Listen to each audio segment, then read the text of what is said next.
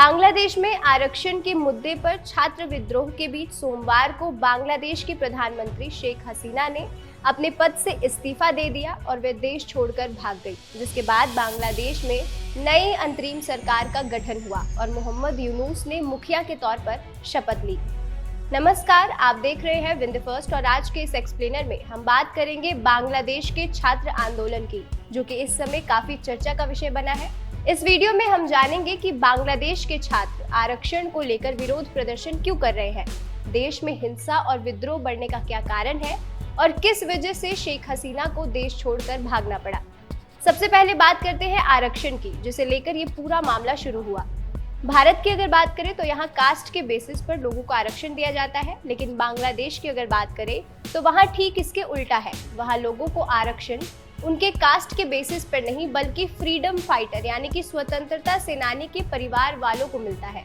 अब आप सोच रहे होंगे कि ये मैं कैसी बात कर रही हूँ। दरअसल इसको समझने के लिए हमें इतिहास में जाना होगा। 1947 में जब देश आजाद हुआ था तो उस समय बांग्लादेश पाकिस्तान का हिस्सा हुआ करता था, जिसे कि पूर्वी पाकिस्तान के नाम से जाना जाता था। 1970 में पूर्वी पाकिस्तान और पश्चिमी पाकिस्तान में चुनाव करवाए जाते हैं। पूर्वी पाकिस्तान में 162 सीटें थी, जबकि पश्चिमी पाकिस्तान में 138 सीटें। पश्चिमी पाकिस्तान में लोगों ने अलग अलग पार्टियों को वोट दिया, लेकिन पूर्वी पाकिस्तान में ज्यादातर लोगों ने आवामी लीग पार्टी को वोट दिया, जिसे शेख मुजीबुर रहमान लीड कर रहे थे। हालांकि जो नतीजे सामने आए उससे ये तो साफ हो गया कि दोनों पाकिस्तान में आवामी लीग पार्टी की सरकार बनेगी, लेकिन पश्चिमी पाकिस्तान की सेना ये होने नहीं देना चाहती थी, जिसके बाद आर्मी के commander in chief Yahya Khan ने इलेक्शन के रिजल्ट मानने से इनकार कर दिया और पूर्वी पाकिस्तान पर मार्शल लॉ लागू कर दिया, जिसके खिलाफ मुजीबुर रहमान ने सिविल डिसोबीडियंस प्रोटेस्ट शुरू कर दिया, जिसके बाद पूर्वी पाकिस्तान पर कई हमले हुए और उन पर कई अत्याचार किए गए, जिसकी वजह से काफी ज्यादा मात्रा में लोग पूर्वी पाकिस्तान छोड़कर भारत आने लगे। 1971 का भारत और पाकिस्तान का युद्ध तो आपको याद ही होगा। इस युद्ध में भारत ने पूर्वी पाकिस्तान को आजादी दिलाई थी और पूर्वी पाकिस्तान को बांग्लादेश का नाम दिया गया था। जाहिर है जिन जिन लोगों ने बांग्लादेश को आजाद कराने में मदद की उन्हें फ्रीडम फाइटर्स कहा गया। आजादी के बाद उस समय की सरकार ने फ्रीडम फाइटर्स के लिए आरक्षण का प्रावधान लाया। ये कहा गया कि सभी फ्रीडम फाइटर्स को 30% का रिजर्वेशन यानी कि आरक्षण दिया जाएगा। फ्रीडम फाइटर्स तक तो ठीक, लेकिन कुछ ही सालों में 1997 में इस कोटे को उनके बच्चों के लिए भी प्रिजर्व कर दिया गया और धीरे धीरे ये कोटा उनके पोते पोतियों को भी मिलने लगा। बांग्लादेश में कोटे की अगर बात करें तो 30% कोटा या आरक्षण फ्रीडम फाइटर्स के लिए है, वही 10% कोटा औरतों के लिए, 10% जिला कोटा है बैकवर्ड डिस्ट्रिक्ट के लिए, 5% कोटा माइनॉरिटीज के लिए रखा गया है, जबकि 1% कोटा फिजिकली डिसेबल के लिए रखा गया है। जब आप इसका टोटल करेंगे तो 56% कोटा होता है।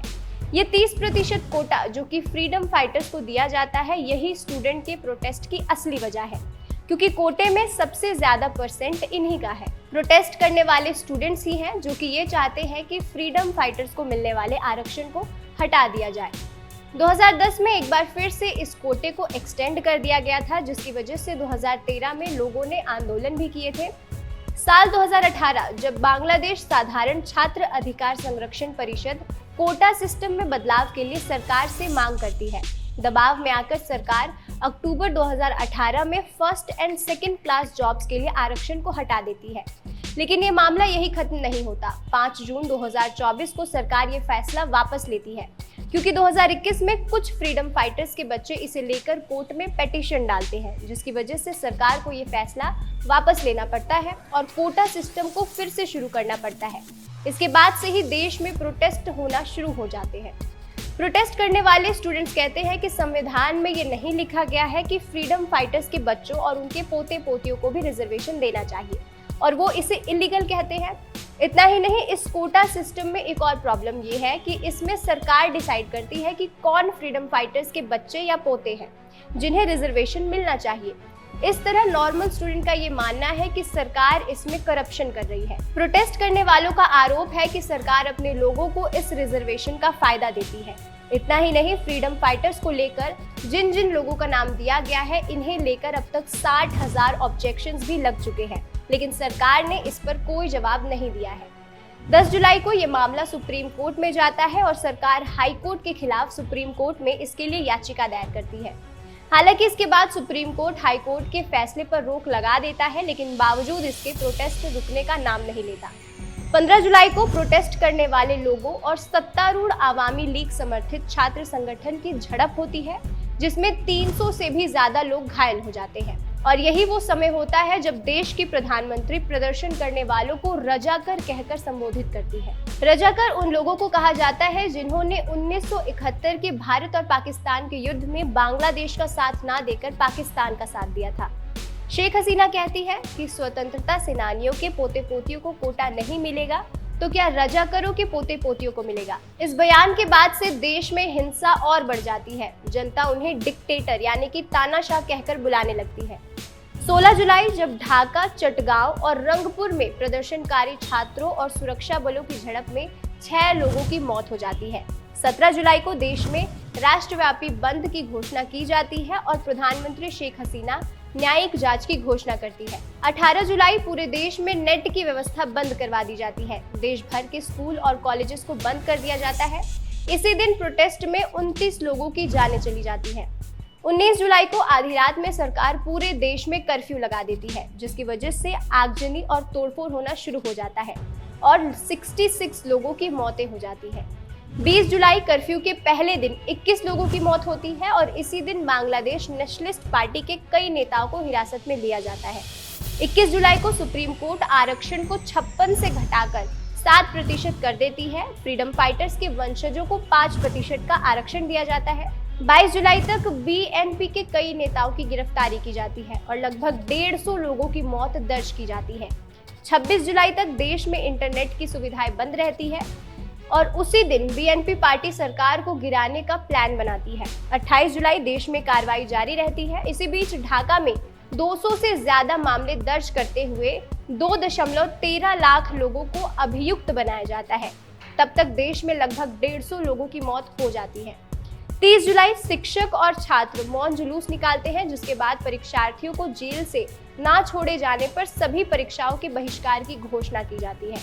2 अगस्त प्रदर्शनकारी न्याय मार्च में शामिल होते हैं और असहयोग आंदोलन की घोषणा करते हैं। 3 अगस्त ढाका में हजारों लोग शांतिपूर्वक तरीके से विरोध प्रदर्शन करते हैं, जिसके बाद कुमिला में हिंसा के दौरान 30 प्रदर्शनकारी घायल हो जाते हैं।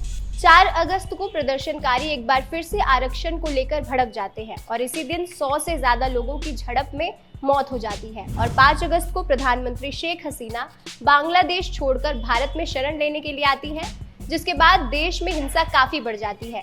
लोग छी छी हसीना शर्म करो का नारा लगाने लगते हैं। ढाका में स्थित आवामी लीग पार्टी के मुख्यालय को भी लोग जला देते हैं। इतना ही नहीं, प्रदर्शनकारी प्रधानमंत्री आवास पर भी कब्जा कर लेते हैं। इन सबके बाद सेना प्रमुख प्रदर्शनकारियों से संयम बरतने की अपील करते हुए अंतरिम सरकार की घोषणा करते हैं। इस तरह ये विरोध या कहे कि विद्रोह इतना ज्यादा बढ़ जाता है कि कुछ ही दिनों के अंदर लोगों ने सरकार का तख्ता पलट कर दिया। फिलहाल देश की बागडोर सेना के हाथ में है। ये तो रही छात्र आंदोलन की बात, लेकिन इसके बाद ये सवाल उठता है कि आखिर शेख हसीना अब कहाँ रहेंगी? क्या फिर से बांग्लादेश उन्हें स्वीकार करेगा? आखिर क्यों लोग शेख हसीना के जान के दुश्मन बन बैठे हैं? क्या आरक्षण के अलावा हिंसा की कोई और भी वजह है? इन सब का जवाब आपको मिलेगा हमारे इस वीडियो के सेकंड पार्ट में। आपके इस वीडियो पर क्या राय है हमें कमेंट सेक्शन में जरूर बताएं और ऐसे ही एक्सप्लेनर्स के लिए देखते रहिए विन द फर्स्ट।